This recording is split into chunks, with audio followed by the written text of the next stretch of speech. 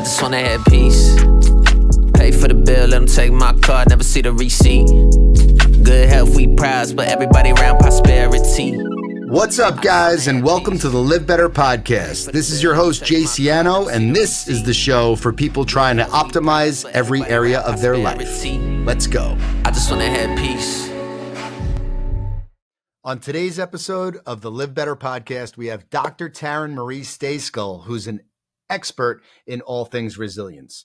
Her new book, The 5 Practices of Highly Resilient People, has been an amazing tool for me to learn, and I look forward to discussing this with her. Welcome to the LivBtr podcast. Hello, I am so excited to live better today. Let's do it. Let's go. Today and every day, right? Today and every day. Why not? Why Amazing. not us? Why not us? Well, listen, you're everything I know about you revolves around a single word that I overuse. I am absolutely obsessed with this word, and it's resilience. And that's amazing. It's an amazing word. It really, I think it's the backbone of so many things in life. And I think it's at the top of my list when I think about success and when I think about just all the things, right? So I want to talk about resilience stories. I love your work, and I cannot wait to dive into this. Can you tell us all a little bit more about the work that you're doing with resilience and sharing stories? Yeah, totally. I want to do that. And I'm going to do something that you probably weren't planning on, which is I want to ask you to elaborate a little bit more on that, because I feel like people are in two camps today. I feel like people are either in the first camp, which is like resilience, really. Are we still talking about this? I am so tired of resilience, right? And what I get to teach the people that are in that camp, and some of our listeners are camping out in that camp today, is that resilience is actually like not the thing that's making us feel exhausted or worn out or burned out. It's actually the cure. You know, it's the large scale challenge, change, and complexity that we're experiencing to a greater extent, really for many of us than we have in our lifetimes, that is so exhausting. And resilience is actually the cure for that, not the cause. And so we're going to talk about how we can harness and amplify resilience today. So some people are coming in with some resilience dread, and I want to acknowledge that. And it's going to be great for you.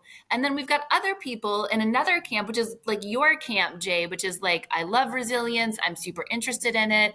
I want to optimize my life. I talk about this all the time, if not overuse it.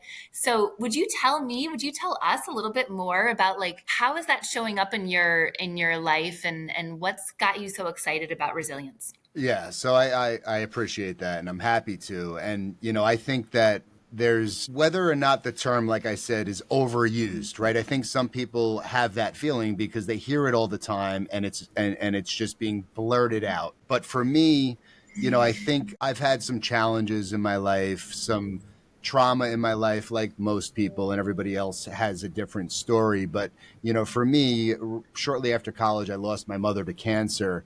And it was at a very kind of, you know, pivotal moment in life where I kind of thought I had everything figured out and that I was going to do a whole bunch of different things that were already set up for me in life. And the minute that she passed, my entire world changed overnight. My father left from New York to Florida, got remarried shortly thereafter, and I started to have panic attacks. I, for the first time ever, started dealing with really bad anxiety. And this is somebody, you know, who was confident and, again, just felt like they had everything going for themselves. To have that all ripped away. And you know, from there, I kind of had to figure out how to just put the pieces back together, which seemed really, really challenging at the time. Now, obviously, several decades ago. And then from there, you know, I'm a entrepreneur. I started my own company in a very challenging industry, commercial real estate. And in New York, probably one of the most difficult markets to be successful at commercial real estate. And I represent today a lot of founders of major companies that are, you know, commonly known. And I'm always looking at, you know, what makes these people so successful? Like, how does this individual get up every day, kick ass, and, you know, get to the level that they're at? And the absolutely overwhelming reason that every person that I know that's at the highest level of success is resilience, because they get punched in the face all day, every day, and they just get back up and come back after it for more. And that is why I think resilience is the most important thing in life, because if you don't pick yourself back up to fight another day, you are never going to be successful. And that translates not only in career, but in family, in anything. So I said a lot there, but there you have it. Wow, thank you so much for sharing your story. Many of your listeners might be familiar with your story. I was not familiar with that story and your background. So I'm so delighted to learn more about you and to have you share at that deeper level. And also just like I was listening to everything that you were saying, and I was in such awe of the journey that you have been on for the last 23 years. We all think we have everything figured out at 16, 18, 22 when we graduate from university, until we find out that the more we know, the less we actually know. The more we Yeah. learn, the less we know. And to have such an important person, your mother, and to lose her at that time where you're launched from your home and you're like in the United States, you're like going out to make your way in the world. And I think what I didn't realize, and what many people don't realize, is like we have so much more development to do in even our 20s when we're technically an adult. And so to lose a parent at any time, but to lose a parent at that time where your world is shifting and changing and you're just launching out on your own for the first time, and then to lose the security of having one of the most important people in your life pass away is, incredibly traumatic and deeply disorienting. Yes, it is. And I'd be lying if I didn't say that I'm not still mad about that every single day. And it really is, a big part of the fire burning inside me, to be quote unquote successful. And then in addition to that, to be an amazing father, to be a great leader. And I've realized it really at 40 years old that I was using that loss as an excuse. Like it was a little bit of a crutch for me. Right when it happened, I turned to alcohol. It got very dark for me. I was drinking from my teens, but I was drinking to forget and numb myself, after the loss of my mother. And it took me, and I'm in the scene in New York, and I was a DJ and club promoter before getting into my industry. So I've always had amazing access to great parties and distractions and all the things. And, it dawned on me when I turned 40 that partying was really an excuse for me, and a way for me not to really deal with those things and not to, sit with myself. And it's also why I became a workaholic, shortly after losing my mother. So, those two things distracted me really well for some time. And then, at 40, I decided to clean up my act and, try to become the best possible version of myself. And that's been a 7-year journey, actually 6-year journey, but soon to be 7-year journey.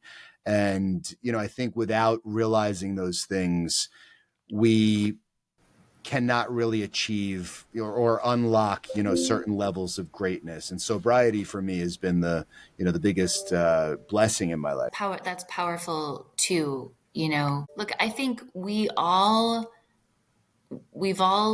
gone on a journey where, and some of us to a greater extent than others, it's all relative, where we sort of go around the dark side of the moon.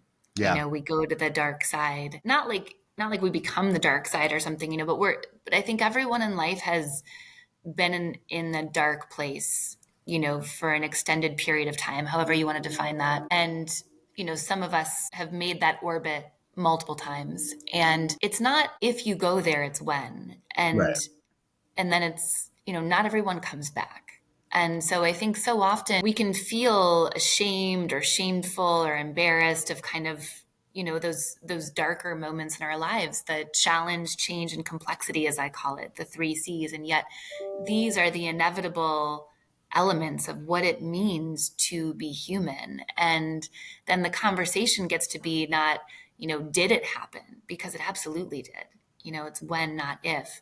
It's then how do we come back from that? How do we come back around the other side? How do we stand up one more time, then we fall down? And that's really what I've always been super interested in. I mean, the stories of the 3 C's of challenge, change, and complexity, they're always, everyone's story is fascinating to me. And yet what I'm most interested in is not that you went through something hard or that a person went through something hard, because we all go through hard things. It's what do we then do after that to be able to return, to come back to ourselves and to not get lost on that journey.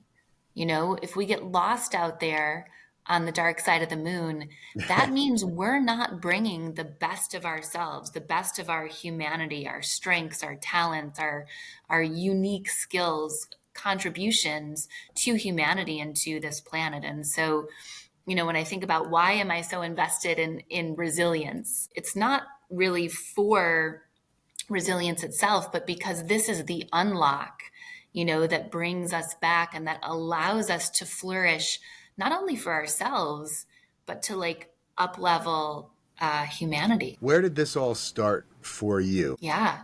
So, it started at the epicenter of my own resilience story or stories. So in my book, The 5 Practices of Highly Resilient People, I tell one of my resilient stories. One of my resilient stories is, at a high level in high school, starting at age 14, a man came to my window while I was getting dressed for school. I didn't know who he was. I didn't know who he was there. I didn't know he was there. And when I had a ground floor bedroom, and when I went over to turn off, my stereo, which for those of you that did not grow up at the time that Jay and I did, see us after for an explanation of stereo, along with VHS and butter churn. These are all things that And we can beta. tell you about Yes. in our childhood. I'll go over to turn off my music on the stereo, and there's his face at the bottom of my window.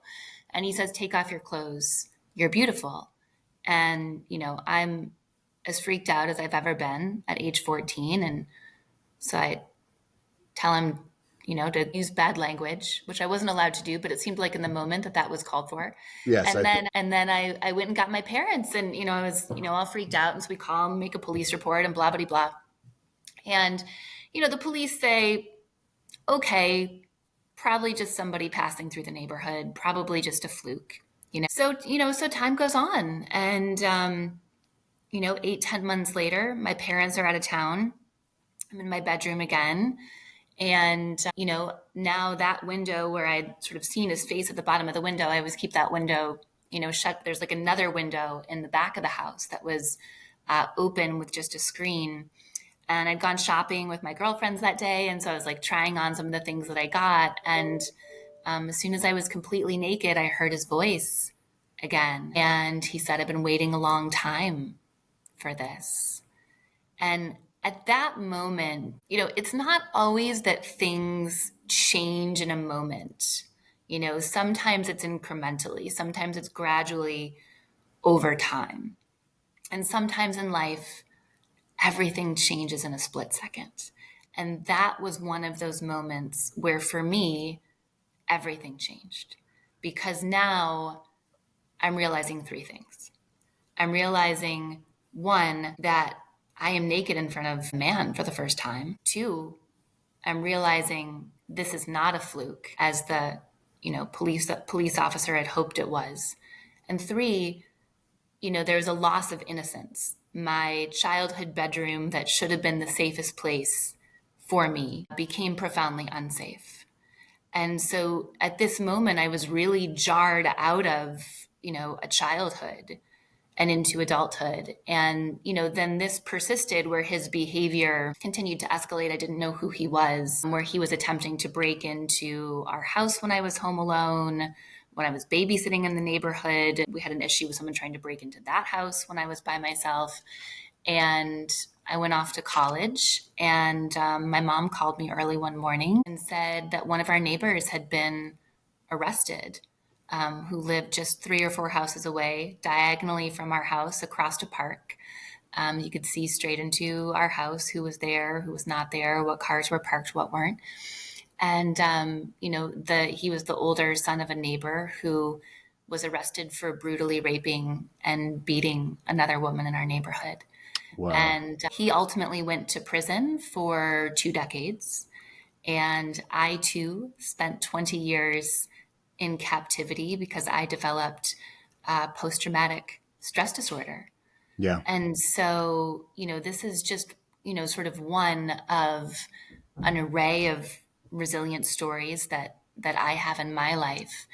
But as a young woman grappling with all of the uncertainty and fear and not understanding why this was happening and not getting the support, that I needed or wanted, that would allow this, for me to feel really protected from this person or even knowing who it was. All of those things have created a sort of indelible imprint on me. And, one of the things that we started talking about initially was this idea of resilient stories. When I wrote my book, The 5 Practices of Highly Resilient People, I had also told that story on my TEDx, which has now been viewed 1.3 million times.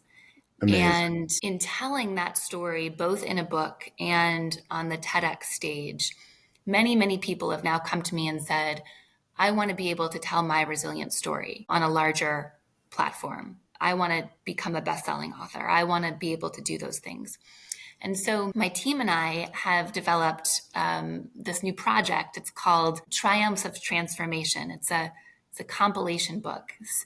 Think Chicken Soup for the Soul meets Stories of Resilience, where we'll be able to leverage what I learned becoming a #1 Wall Street Journal bestseller and allow people, I think it's 30 authors, to contribute their stories of resilience, to be able to share their stories with the world and to become a best-selling author in the way that I did.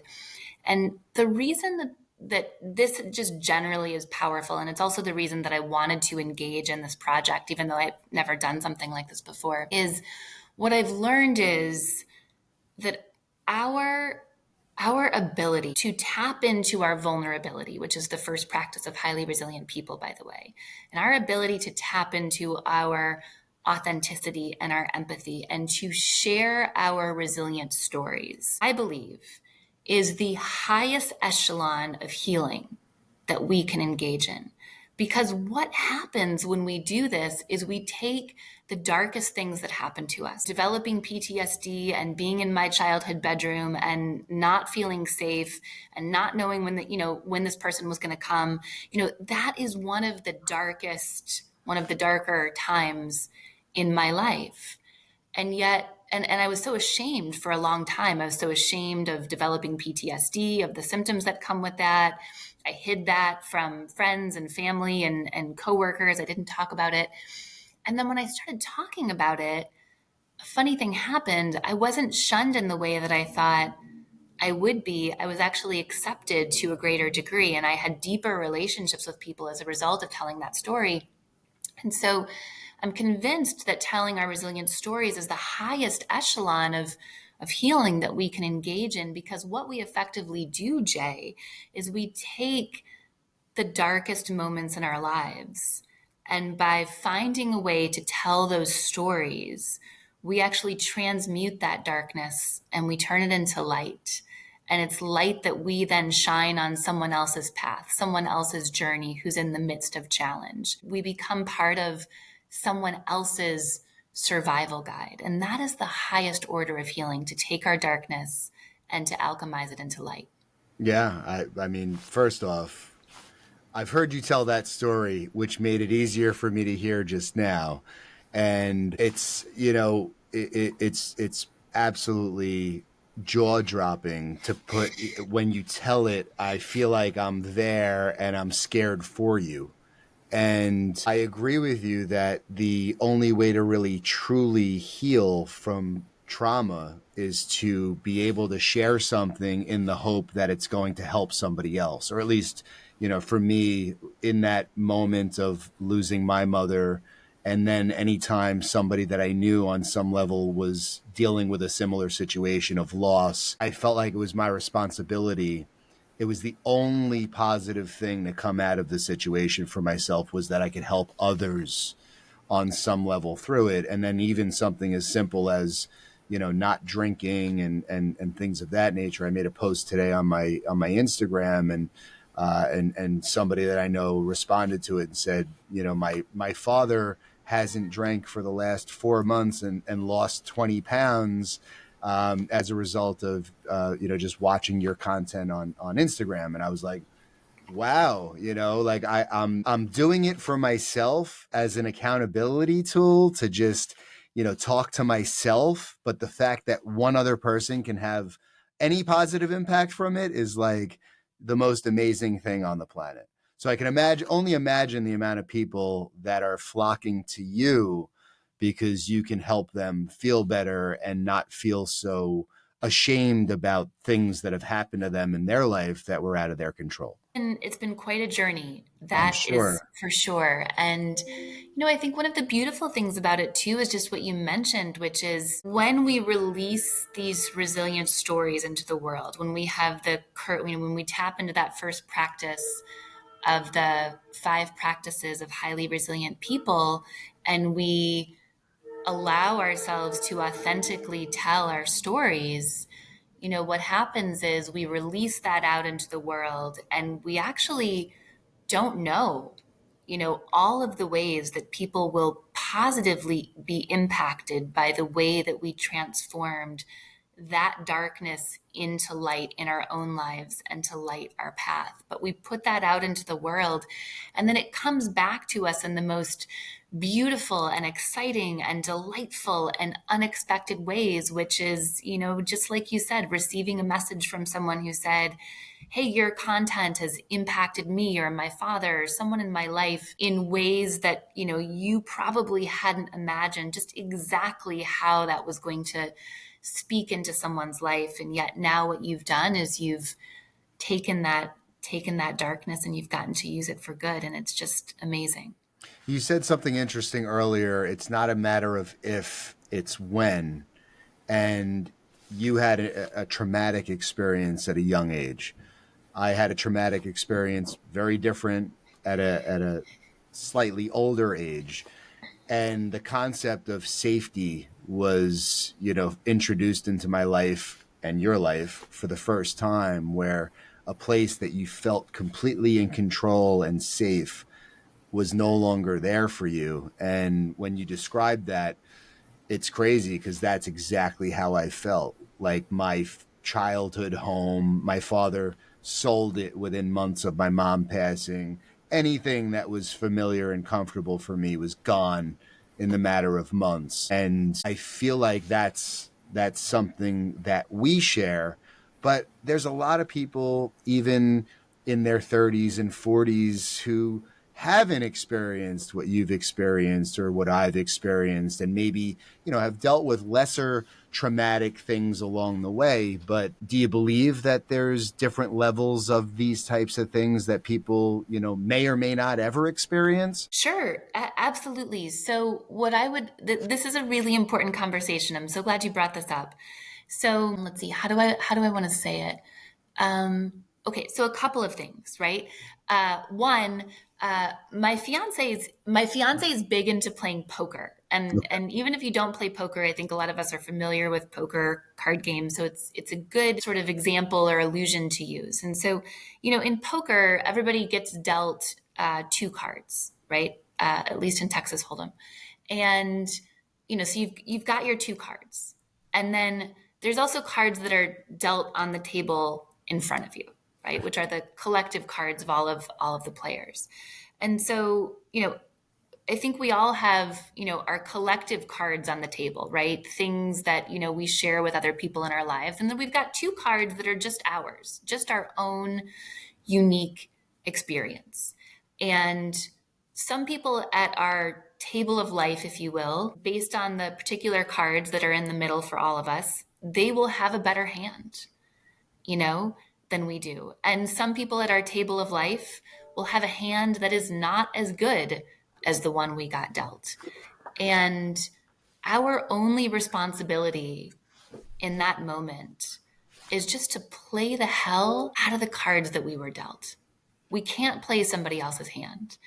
And so there's always going to be someone who has a tougher road than us. I mean, I only have to like turn on the news and see what's happening in Ukraine and with Russia and with Israel and Palestine and Gaza to be like, look, any kind of bad day that I'm having, like, it's not that deep. It's not that deep, Yeah.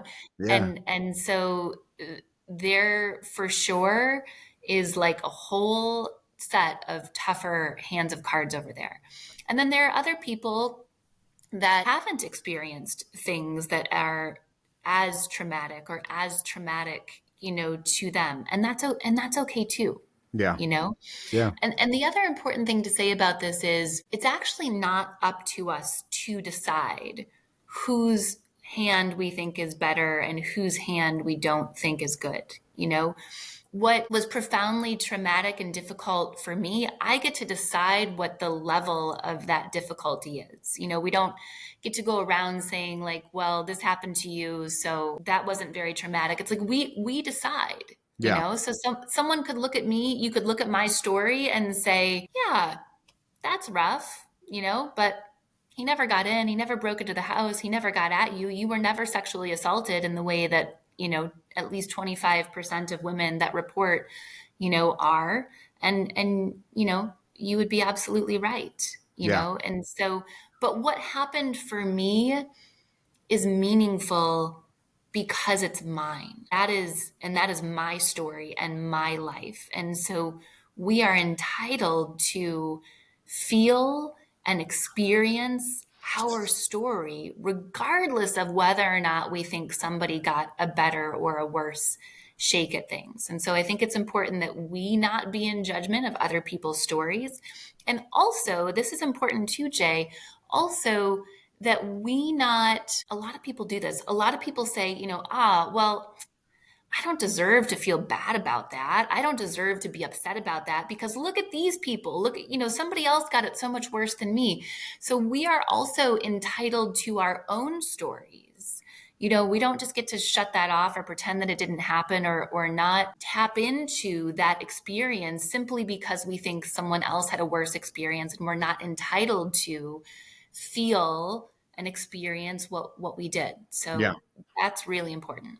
The poker analogy was great, and it really, again, when you speak, I'm like I was watching the movie Rounders in my head as you were telling the story about poker. Which character was I like KGB, like doing the Oreos slowly, it's been too long for me to even tell you which character, but the fact that I was able to even get the name of the movie I'm impressed with myself.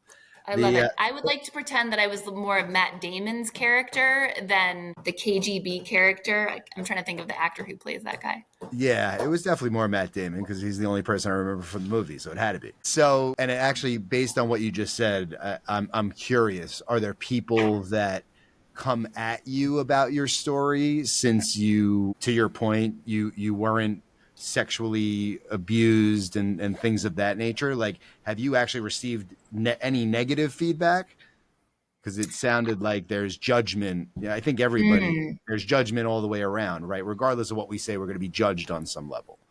Yeah, I actually haven't received any judgment. I'm happy for to better, hear that. for worse. Like people seem to be really horrified when I tell that story, and depending on what people's experience has been in the past, it can be really triggering for them. So I actually learned before I wrote my book, I did my TEDx talk first. Yeah. And as I was reading through, the hundreds of comments that are there, I think I've read just about every one at this point. A small subset of people didn't know that story was coming because my TEDx talk is like, how resilience breaks us out of our vulnerability cage. So there's like nothing that prepares you for me to tell you that I'm going to tell you that creepy story from stage.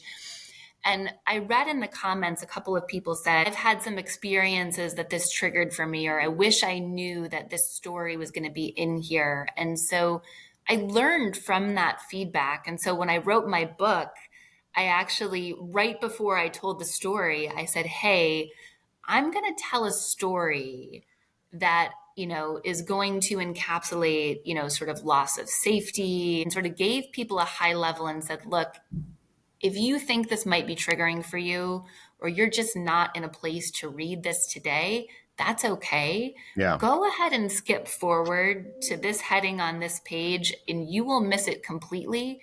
Come back when you're ready, or just not at all. And so I haven't experienced any judgment from that story, which I think just tells me how universally creepy it is for all of us. And For at the same sure. time, I've learned so much from people's feedback about how I can tell that story in a way that it meets people where they are, and that I prevent people who've had those experiences or similar experiences from being triggered in a way that they weren't ready for or they weren't expecting.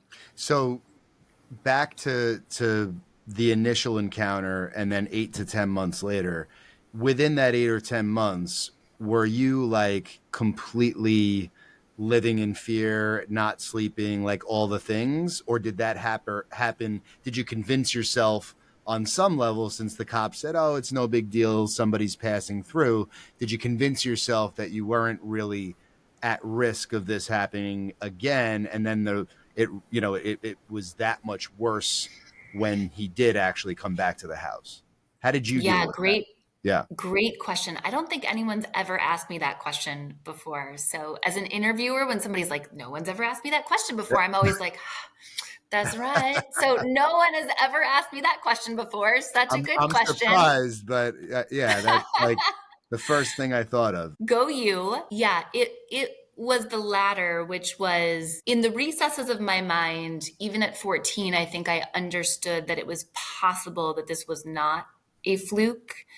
And yet I convinced myself until I had evidence to the contrary that it was, Yeah. and that's a way also that I have chosen to live my life. I think so often we worry about tremendous tragedies and losses that never actually take place. And we use so much of our mental energy. There's a quote that goes something like, I've experienced a number of tragedies in my life, most of which never happened. Yeah. Wow. Because we can live those things in our mind, even if they don't ever occur in reality. And so I've really chosen to live my life in a way where, as long as it's not being naive or putting myself in danger in some way, to like believe that the best possible outcome is possible, or that things could be good, or things could be safe, or things could get better. And so for me, I decided,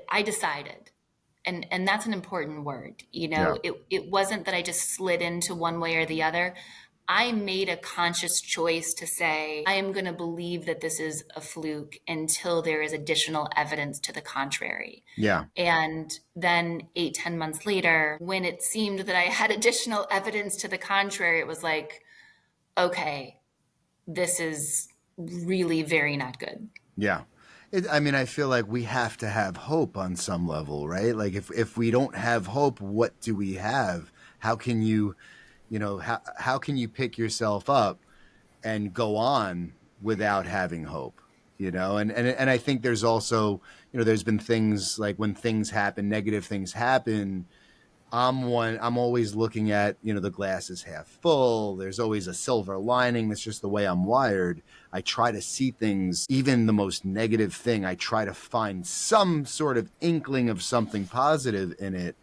And that's also I think a coping mechanism, but to your point, you don't want to put yourself in harm's way because you're acting as if something, didn't happen, or, there's not another risk of that happening again, but you have to have hope. Yeah. And, in fact, what you're also talking about, so we talked about the first practice of highly resilient people, which is vulnerability. Yes. And so I'm Can just you going to break skip them over. down so we can walk through them?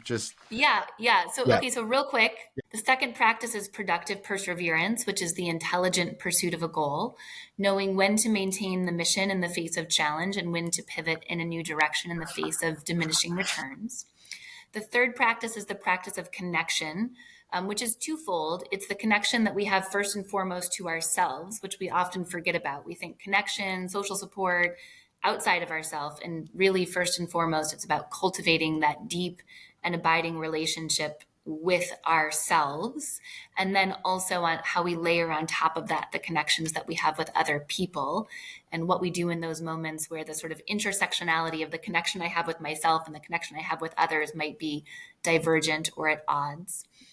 The fourth practice is the practice of gratiosity. And so this is the practice about really sharing our resilient stories. And so it's a word that I created to encompass this practice. The grati part, gratiosity, is gratitude. It's being able to look on those challenges, even if we wouldn't have chosen them, like my stalker and PTSD and the untimely loss of your mother. Neither of us would have chosen it. And yet, to be able to have the mental fortitude to look on those moments and say, even though I wouldn't have chosen this, I can see the good in this. I can find gratitude for what I learned, how I was formed, what this has now led to, the fire that it's created within you, the way that you have shown up for people in your life and allowed people to make changes in their own lives that you perhaps would not have otherwise. Sure. Yeah. And then the osity part is generosity. It's the generosity of sharing our resilient stories at scale so that we can transmute that darkness into light and use that light to illuminate the path of people who are in it, who are coming up behind us in challenge, who need that hope, to your point. And then the fifth practice is the practice of possibility, which is about focusing on progress, not perfection. I remind myself of this every day. And then it's of effectively evaluating, in the practice of possibility, both the risk and the opportunity anytime we face challenge. And so that's actually what we're talking about right now. We're talking about the effective evaluation of risk and opportunity that's going to show up in our lives anytime we face challenge.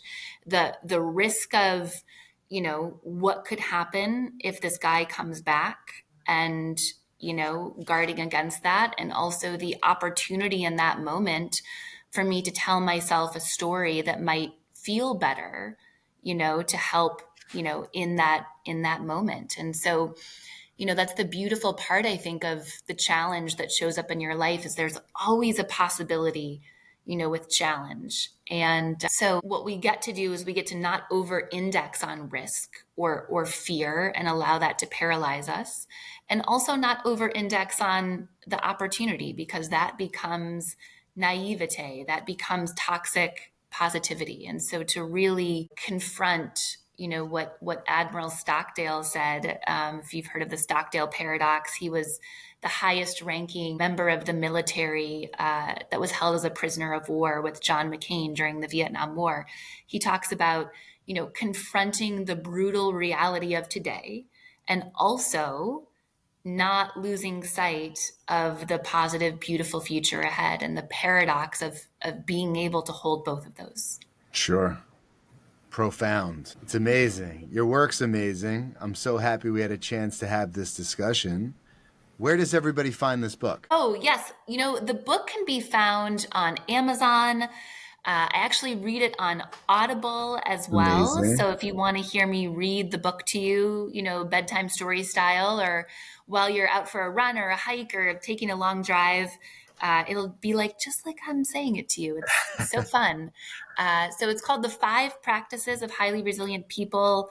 It is, I pinch myself every time I say this, just so we're clear. It's endorsed by Pinch, Ariana Huffington, Kathy Ireland, Daniel Pink, and Marshall Goldsmith, who are very prolific and luminary business authors, Keith Ferrazzi, Quentin Aaron, who was the star he played Michael Orr in the film The Blind Side. Sure. So I am just delighted and honored to have so many people get behind this work, to believe in it, to believe in me, to be making a change and a difference. For all of you listening, I would be honored if you bought the book. You don't need to. It's already a #1 Wall Street Journal bestseller. No pressure or expectation. What I would love, I'm on Instagram as Dr. Taryn Marie. And, drop me a note, head on over to the page, send me a note in DMs. Let me know what your experience was with this episode, with this conversation. I would love to hear it. If you're interested in being part of our compilation book, we've got space for, just a couple more authors called Triumph and Transformation. You can let me know that. And it's such an honor to be here with you, Jay. You're an incredible interviewer, and I really love your show. You're too kind. I appreciate it so much. This was such a great conversation, and I know a lot of people are going to get so much out of this. Thank you so much for joining us today. Thank you.